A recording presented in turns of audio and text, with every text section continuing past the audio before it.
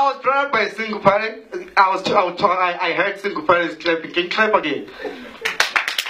I was brought up by a single parent, and being lonely, it's one of the things that happened to me when I was young. You know, I was young. My mother is Ndebele, my father Shona.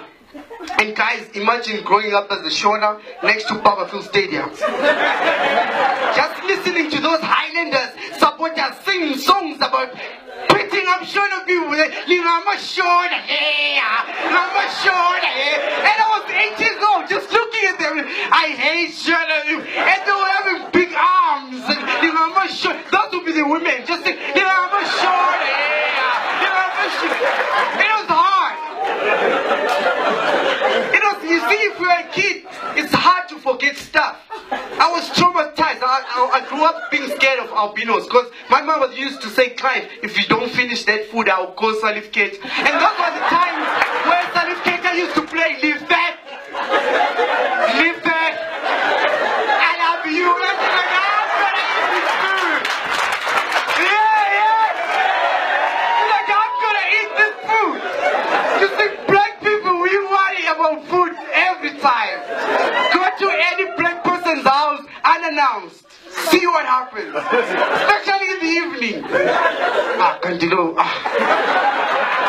I'll put the stove on one.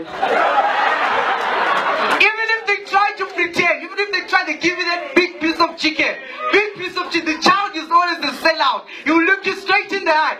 Okay. Yeah. Black people with food. It was hard. So that trauma of being hating Shona people, and I used to meet like those hardcore Shona guys who ask you a question at the end of every sentence, like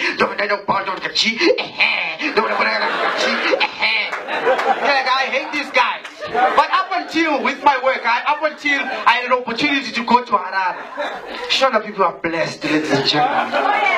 They are blessed. You know what Harare people, when they ask, listen to their gospel music.